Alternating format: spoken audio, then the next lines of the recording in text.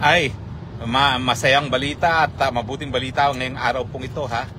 Pinawalang bisa po ngayon ng Korte Suprema yung ginawa ng mga bangag na ililipat ang pondo ng PhilHealth, 69 billion, para gamitin para sa infrastruktura.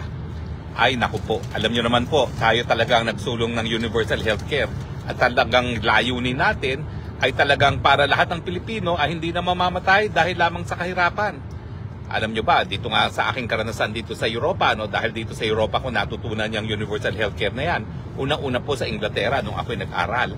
Abay, na-shock talaga ako dahil nung ako'y pinapunta ng community nurse sa community center, ay binigyan na kaagad ako ng 3 buwan ng gamot at saka libre daw ang lahat ng aking blood test kada 3 buwan doon sa pinakamatandang hospital sa buong mundo, yung St. Thomas Hospital, kung saan din nagtrabaho si Florence Nightingale. At na-shock nga ako na wow, libreng-libre ang aking mga gastos, no, dahil under universal healthcare po talaga, hindi lang po yan insurance. Bagamat yung mga kaya magbayad, meron din nga talagang binabayad. No? Pero ito po talaga ay pagtugon at sa obligasyon ng Estado na ibigyan ng mabuting kalusugan ang mga mamamayan. No? Kaya napakabuti po talaga niyang universal healthcare na yan. Kakahiya nga po nung aking in-sponsor yan sa Kongreso, abay itong aking staff, hindi man lang pinalitan yung ministry to department. Talagang ginaya yung batas ng UK, no? Well, hindi po siya perfecto kasi ang nangyari, dais ko talaga sanang buwagin yung PhilHealth. Bakit? Kasi pag PhilHealth, ang buong akala nila insurance. Hindi po. Ang malaking pagkakaiba sa insurance at saka universal healthcare, sa insurance, yung mga benepisyo ng mga miyembro ay nakadepende lamang sa mga na-kolektang premiums, no? Pero sa universal healthcare, talaga aminado tayo na kulang ang mga premiums para bigyan ng solusyon, no? Yung libreng paggamot at libreng gamot para sa lahat at kinakailangan tustusan ng pondo galing sa kaban ng bayan. Sa ating batas po, ang funding ng PhilHealth para sa universal healthcare ay manggagaling sa, number 1, budget ng pangtaunang budget. Kaya dapat po talagang binibigyan ng pangtaunang budget ang PhilHealth kasi hindi naman talaga sapat yung premium sa ibinabayad. No? Pangalawa po, yung sa sin taxes, yung nakakolekta po sa tobacco at saka sa mga alcohol, kalahati niyan talagang dapat mapunta sa universal healthcare. Tsaka kalahati ng kita ng PAGCOR, kalahati ng kita ng PCSO. No? At syempre, meron pa rin doon sa budget ng Department of Health. Alam natin po na hindi sapat-sapat yan para sa ngayon ay magawa yung nangyari sa akin sa Netherlands. So, dito sa Netherlands na libre talaga ang aking operasyon. 2 operasyon na pong nagawa sa akin. Isang major sa spine, isang minor sa scalp. No? At lahat po yan ay sagot ng universal healthcare ng Netherlands. No? Alam ko naman po na wala pa tayo sa puntong yon. Kasi naman, unang-una, ang Netherlands, laking yaman kaysa sa Pilipinas. At pangalawa, 15 million lang po ang katao nila, tayo 110 million. So alam ko na kinakailangan mag-ipon pa ng pondo para yung pondong yon ay magamit nga para sa universal healthcare. At saka hindi po yan parang parang pondo ng GSIS na dapat ini-invest. Lahat po, kabuuan ng pondo na napupunta sa PhilHealth, dapat po yung gamitin para lamang sa unang-una, karagdagang benepisyo sa mga miyembro ng PhilHealth at pangalawa, para po pababain ang premiums na binabayaran ng mga miyembro ng PhilHealth. Kahit ano pa pong ibang dahilan ng paggastos ng PhilHealth, yan po ay labag sa batas. At dahil dyan po, yan po naging desisyon nga ng Korte Suprema, na ang pondo ng PhilHealth dapat mapunta lamang sa universal healthcare, hindi yan ginagamit sa infrastruktura. Dahil ang nangyari po sa oral argument, inamin nila na itong pera ng PhilHealth na 69 billion ay ginamit para sa tulay na nagkaroon na naman ng pondo galing sa South Korea government. No? Ang dahilan ng gobyerno, meron daw supposedly crisis, no? At pag nagkaroon ng crisis, po pwedeng maglipat-lipat ang presidente ng mga pondo. Sabi ng Korte Suprema, hindi. Kasi wala namang deklarasyon na merong crisis. Dahilan para mag-exercise ng kapangyarihan yung presidente na maglipat-lipat ng pondo, no? At saka pangalawa, sinasabi pa ng president ng Korte Suprema, pero ito hindi kabahagi naging ruling, no? Kasi ito hindi naman talaga, kumbaga, ang issue na dinala sa Korte Suprema kung ano yung kapangyarihan ng Kongreso at ng Ekotibo na gumastos galing sa unprogrammed funds, no? So maraming mga nagdi-dissenting dyan na nagsasabi nga na basta ang program funds, yan talaga ay labas at labag sa saligang batas. Dahil ang sabi nga ng ating saligang batas, wala dapat lalabas sa pondo ng kaban ng bayan nang walang basbas ng mga representante ng taong bayan. At ang basbas ng mga representante ng taong bayan, yan ay sa pamamagitan ng pangtaunang batas na pinapasa na pantaunang budget. So, pero malinaw po sa desisyon ng Korte Suprema, hindi po pwedeng gamitin ang pondo ng PhilHealth kung hindi para sa universal healthcare. Hindi po pwedeng gamitin yan para sa mga kalye, sa mga tulay. Dahil yan ay para lamang sa kalusugan ng marami at bilang pangunahing nagsulong ng universal healthcare sa Kongreso, ng 17th Congress, sinasabi ko po, tama po ang Korte Suprema dahil ang ating intensyon talaga, gamitin lamang ang pondo ng universal healthcare para darating tayo sa punto kung nasaan ngayon ang mga bansa ng Europa, kasama ang Inglaterra at Netherlands, kung saan ako nakinabang sa universal healthcare, na libre na dapat ang lahat ng gamot at libreng paggamot. Kung hindi man tayo makabigay ng libreng gamot at libreng paggamot, at least mas marami ng mga cases ang po pwedeng mabigyan ng pondo ng PhilHealth nang sa ganon hindi naman masyadong masakit sa bulsa ng mga mamamayan. Pero sa ngayon po dapat ang ating target magkaroon na ng zero billing para sa lahat, no? Siguro naman po pwede natin gawing zero billing yan doon sa mga pampubliko mga hospital na pinupuntahan ng mga mahihirap at hayaan na natin na yung mga mayayaman magbayad kung kakayanin naman magbayad, no? At least yung mga talagang nangangailangan ng tulong sa gobyerno, sila dapat ang magkaroon ng zero billing, no?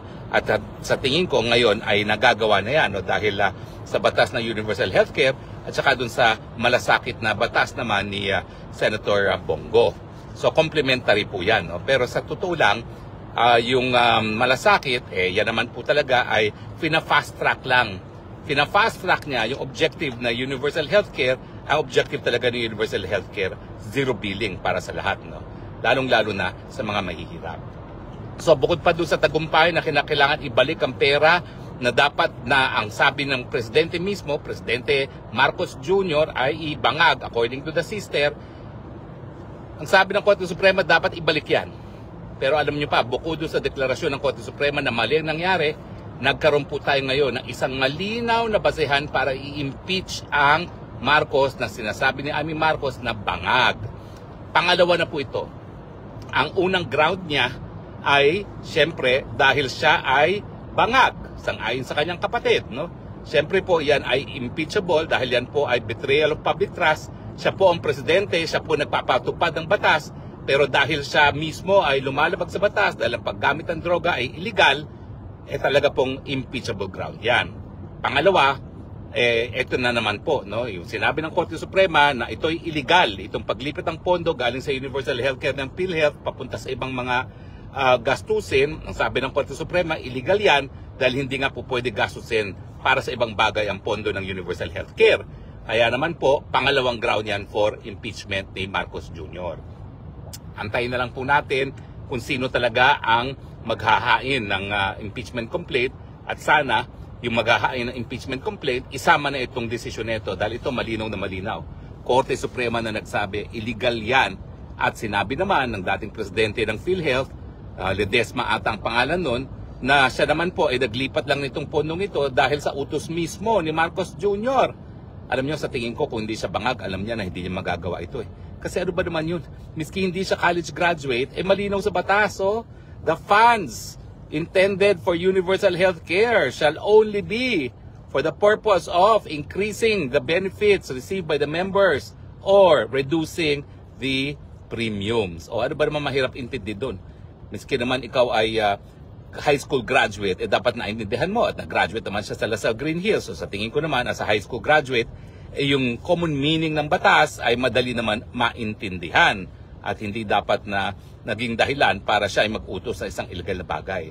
So bukod pa po dun sa pangangalaga ng Korte Suprema dun sa pondo ng bayan at pagsisigurado na yung layunin ng batas na ating sinulong na magkaroon ng libreng paggamot at libreng gamot ang lahat at wala ng Pilipino na mamamatay dahil lamang sa kahirapan, itong decision po ito ay sinyales na dapat na talagang patakalsikin sa pwesto si Marcos Jr. dahil siya po'y gumawa na naman ng isang impeachable offense. Itong paglabag po sa batas, ito po ay isang betrayal of public trust o di naman kaya culpable violation of the Constitution, no? Dahil ang ginagawa nga po niya ay siya na mismo ang nag-a-arrogate. Kumbaga, yung kapangyarihan ng Kongreso na magpasa ng pantaunang budget, yan po ay binaliwala niya. Dahil yung pondo na nakalaan ayon sa Kongreso, dahil sila nagbuo ng batas, sa Universal Healthcare Law at saka yung mga special na batas, binaliwala ng Presidente. So, ibig sabihin, yung Presidente, in saying na gagamitin ang pondo ng PhilHealth para sa ibang bagay, exercise legislative powers, which is also a culpable violation of the Constitution and also a betrayal of public trust. So, dalawa po yung basihan para sa impeachment pagdating po dito sa PhilHealth. Hindi lang po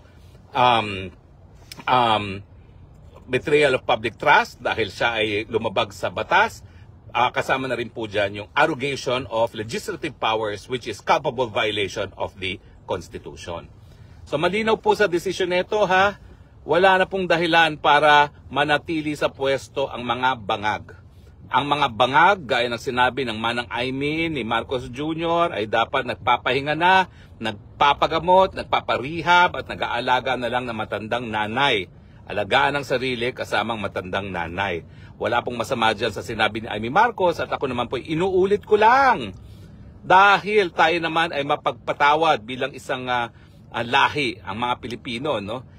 Pwede na natin siyang patawarin kung ngayon pa lang, susundin na niya yung kanyang Aimee Marcos at siya po ay magpapagamot na at mamahinga na, umuwi na, mamahinga, magpagamot, alagaan ang sarili dahil kahit papaano naman, ang buhay niya ay mas importante pa rin sa kahit anong titulo na siya ay mayroon. So mga kaibigan, today is a good day dahil ang Korte Suprema talaga namang pong sumaklolo sa taong bayan para masigurado na ang kaban ng bayan na nakalaan para sa kalusugan, lalong-lalo na ng mga mahihirap na hindi makabayad ng gamot at paggamot, ay mapupunta para sa ganyang mga gastusin. At nanggagalak po ako at nagpapasalamat sa Korte Suprema bilang pangunahing otor ng Universal Healthcare dahil tinaguyod po ng Korte Suprema ang batas, tinaguyod po ng Korte Suprema ang karapatan ng kalusugan at tinaguyod po ng Korte Suprema yung pananagutan. Dahil siyempre, dahil nadeklarang illegal yung ginawa ng Presidente, meron po yung katuwang na pananagutan. At yan nga po ay sa pamamagitan ng impeachment. So, marami na po tayong sandata para matanggal ang Marcos Jr. Kinakailangan na lang po gawin natin, gamitin natin ang saligang batas, gamitin natin yan sa mga mapapayapang mga pamamaraan, tanggalin na po ang hindi kayang mamuno gaya ni Marcos Jr. Maraming salamat po sa inyong patuloy na pagtangkilik, ha? At sa muli nating pagkikita, ito pong Spokes ng Bayan, inyong Spokes ng Bayan, palagi nagsasabi, I love you Philippines, you're the only country that I have, you're the only country that I love. God bless the Philippines. Bye!